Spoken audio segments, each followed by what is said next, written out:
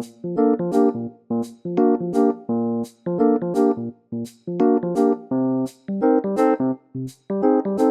name is Joe Wasserman. Welcome to another edition of Peace is Possible. Today we're honoring Al Marder, a very dedicated peace activist who resided in New Haven um, and worked very hard for peace and to prevent nuclear war. I have here members of the Greater New Haven Peace Council and the New Haven Peace Commission that work closely with Al Marder to share some of their remembrances and reflections regarding Al Marder's life. So we'll have everybody introduce themselves. Hello, my name is Jim Pandaro, and I'm from West Haven, and I'm a member of the Greater New Haven Peace Council that Al started, and also a proud member of Veterans for Peace. We work hand in hand together in promoting peace and anti-nuclear weapons, the abolition of all nukes, and so let's get right to the chase. Al Marder and myself, we met about, I would say, 40 years ago in New Haven. He was just about getting ready to be loaded into a paddy wagon, along with other activists who were out demonstrating for the right of Yale University workers to organize into unions. And that's how I first met Al. And from then on, it was just one glorious life experience for me to see this amazing man, human being, who was a great influence not only on me, but he was a mentor to many of us, not only in the New Haven area, but around the country and around the world. And I, along with my colleagues, I miss him terribly. We used to have some in-depth conversations, and I really miss that. So, to me, what stands out in my mind is that Al Marder, I think he was endowed right from birth to have this gift of bringing people from all walks of life, all the diverse peoples in this country and all over the world. He had this, I don't know if I'm saying the right word, but aura, that when he was in China, in Japan, in the former Soviet Union, Europe, anywhere around the world, Africa, the Middle East, South America, Al just had this way about him that people who met him accepted him and embraced him as one of their own. That's how he could identify with just everybody. He just transcended race and ethnicity, religion. It was just an amazing man. And he also had the knack not to, if he had a difference of opinion, he would work very hard to find out and also solve any differences or any questions that might arise in one's mind about a certain issue, topic. And he explained it so clearly. So He was the ultimate humanitarian that I ever met in my life. And I think the best legacy we could leave such a wonderful man like Al Marder is to keep going forward, keep trying to unite all of us in a common bond, work for justice and equality, and keep that same consistency. He never wavered from his commitment to peace and justice and equality. If we could keep that vision and that spirit alive, we'd be doing pretty good justice to the man. So, Al, we miss you, and we'll keep it going as best we can.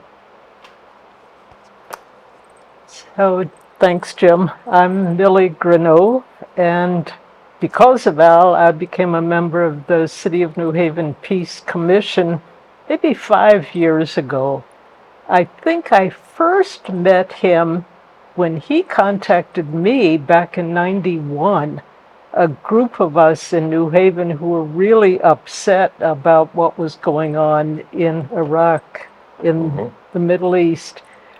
Musicians, we got together and created a whole CD with songs in English, Arabic, and Hebrew, and put it out and called it Mosaic. Wow. New Haven Sings of Peace and War. So out of the blue, I get a phone call from Al. Millie, this is Al. Here you have this CD at. What can we do to get it around more? And he suggested it for a Haymarket Fund grant that we got. So we were able to make copies of all the songs to distribute to the New Haven Public Schools. And then we were at the library with the chorus from one of the grade schools, and it was all because of Al. And I think my connection with him is a lot about music. He saw that in me and responded, and the beauty, and like when we were working on getting another ballot referendum out, shall New Haven spend less money, Congress spend less money on weapons, defense, etc., and let it go to the needs of the people in the city. And I remember sitting at the Peace Commission meeting. Here we are at the City Hall, and Al's across, and we had some young activists there who were very aware of climate, and they were listening to Al, and Al was listening to them. It was like this mutual education going on between generations. And I heard them talking about green, and I thought, that's our money. And I just started singing like, green, where do we want our green to go? How do we? And Al said, Millie, that's a song. Why don't you write it? And you did. I did. And then we ended up making this song with Jeff Fuller, another great activist. Right. And we entered it into Veterans for Peace concert with what we called ourselves the Connecticut Peace Singers.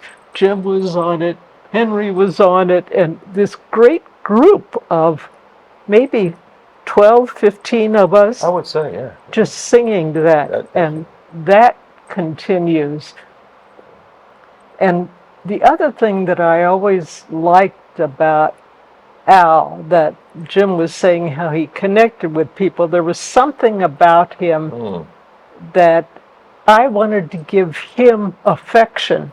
So at every meeting I would go up and give him a little kiss on the cheek, and he would give me, and that felt as if that's the way this affectionate humanness that was deep, deep, deep. So whoever you were, and I think it was before I met him. I had joined Veterans for Peace after I knew about Brian Wilson and his legs Oh, cut yeah. off Oh, when he geez. did his protest. It was through my friend Lynn Johnson who introduced me to that. And I'm not a veteran. My dad was a veteran in World War I and was wounded 3 times. And he would say, "This is important. He's long gone, but what you're doing now is important." So those are some of the things that really resonate Stick with out me your about Al. So I'll pass it on to Mary.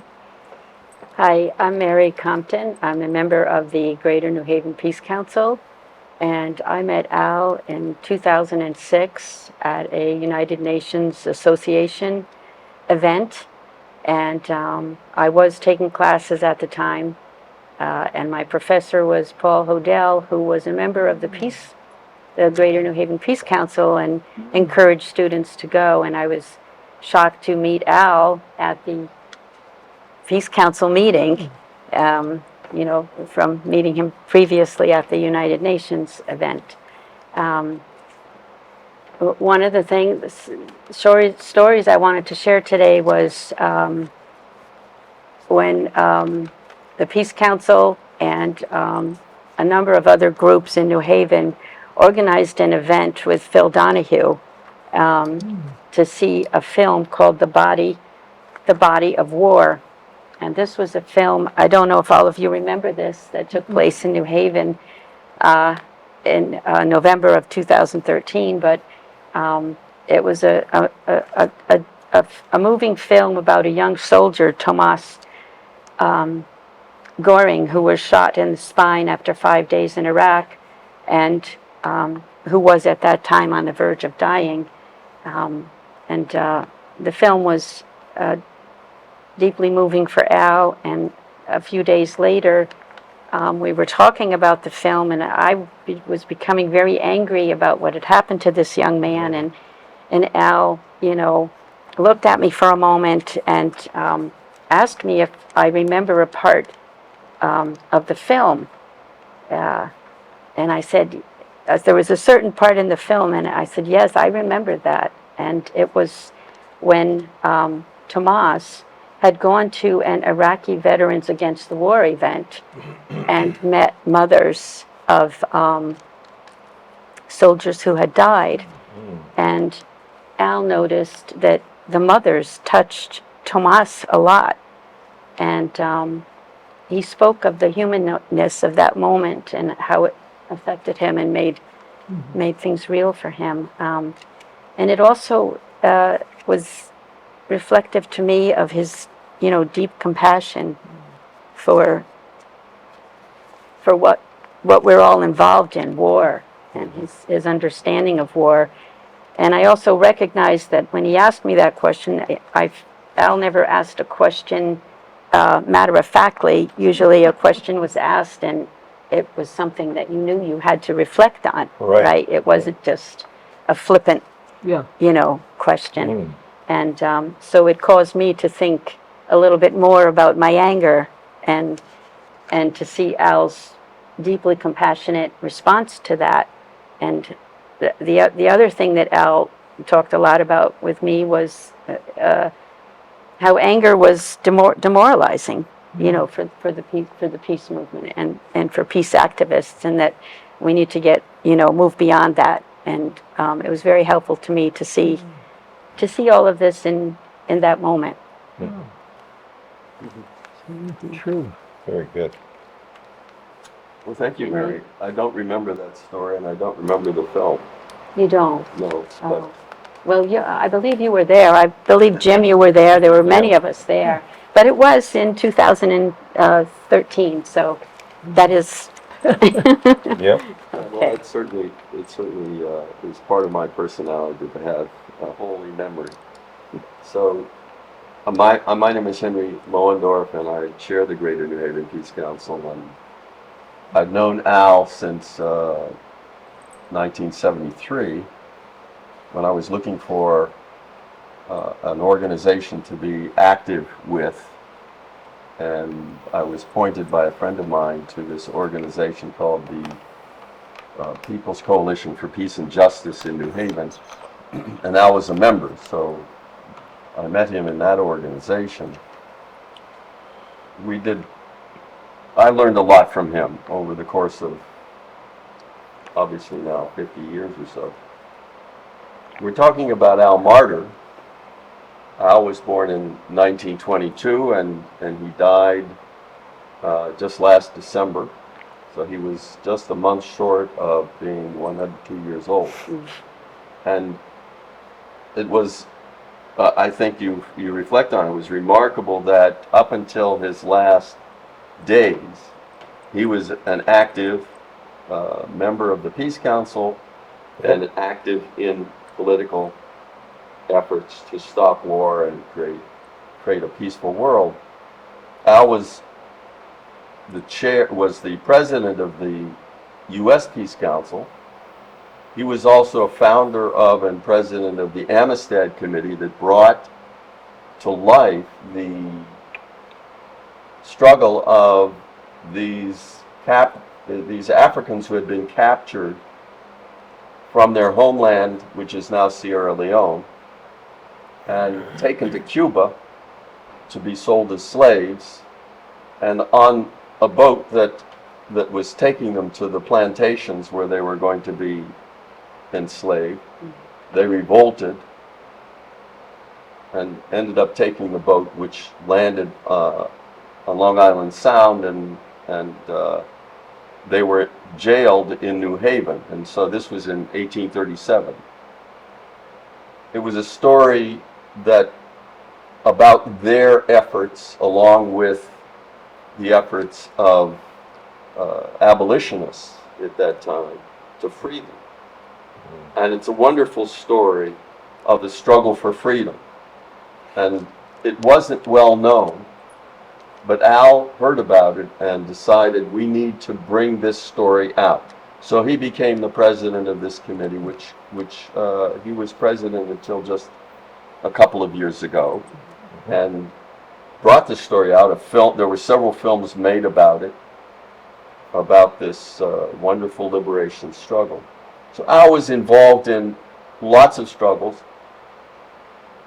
As a young man, he was a union organizer, and he recognized the importance of the union movement in providing a decent living for workers, but also providing a sense of justice and dignity and power to the working class in this country that they wouldn't have as individuals, but coming together they will have. He was a leader of union organizing. He was a leader in the civil rights movement, in particular with the Amistad Committee. He was one of the people who founded the Freedom Trail movement in Connecticut that celebrates the different organizations and sites that helped The Underground Railroad. the Underground Railroad, Yeah. and the people who had been enslaved free themselves and find a way out of the South before the Civil War. And he was a leader of local community activities as well. The president of the organization that runs this fabulous community center in New Haven called the People's Center. So he was very active locally, but I also have to say that he was active on a national level for peace and justice and on an international level. So he was a vice president. He was the president of the U.S. Peace Council, which brings together local peace councils, but also the vice president of the World Peace Council, which is perhaps the largest peace organization in the world. And I attended with him a number of international conferences where the respect that peace leaders from India and Greece and Brazil and South Africa and Japan and Portugal and countries all over the world who came together, the respect they had for him was palpable. He was given many awards, and he was always fighting to make sure that not only did we talk about peace, but we were active. Right. One of the things that I'm sure all of you remember is Al was always saying, okay, outreach. How do we bring people to this event? Let's not spend all of our focus on making it a nice event. Let's make sure people show up. And we have pictures, which I think will be shown in this program, of Al standing with a poster against war. He participated in all of the demonstrations and visuals, organized conferences, organized marches, national marches. Was one of the, as was the Peace Council, a founder of United for Peace and Justice, which tried to stop the United States from invading Iraq back in 2003. And he participated in all of these events actively, even in, as I noted before, even as he was reaching and passing his 100th birthday. So he was an intellectual, he was an organizer, he was human, Oh, yeah. and he laughed at himself. He had a vibrant laugh, like an infectious laugh. And he was warm, warm human being. And I think that, just following up with what Jim said, we have a legacy memorial for him on September 21st this year.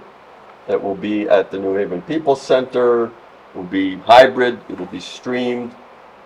And the point of calling it a legacy is that the goal is to get people to take his example and use it in their own lives. Not simply to memorialize an individual, but say, this guy organized for peace and justice, this is what you should be doing.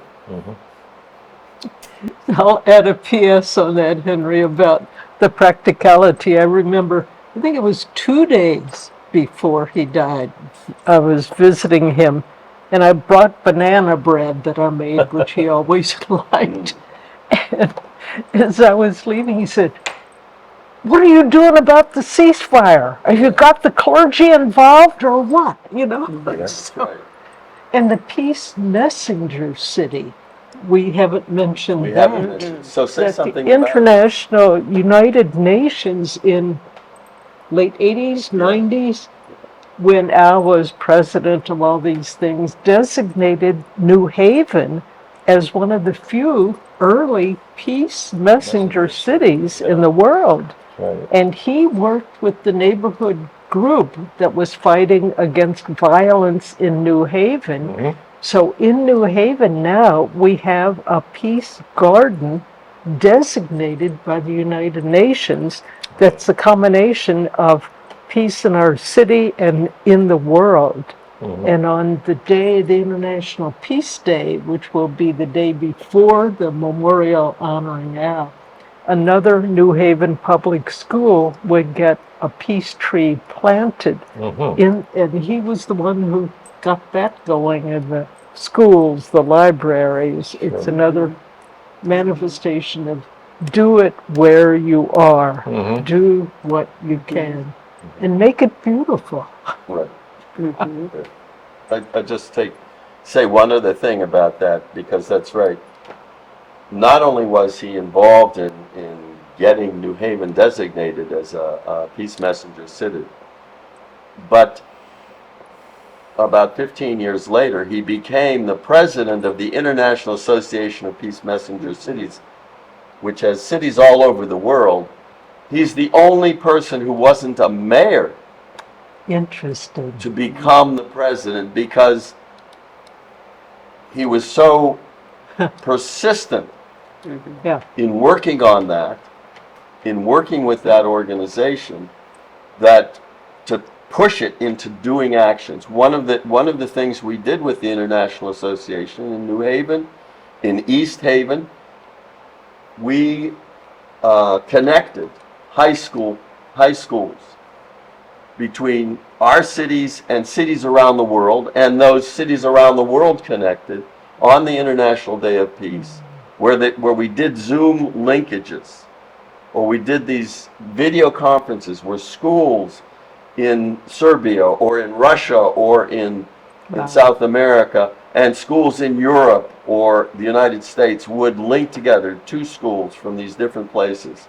And the students would make presentations on each side, whether it was cultural, it was poetry, it was political statements involving the political leaders they invited the political leaders, but it was largely the students who did it.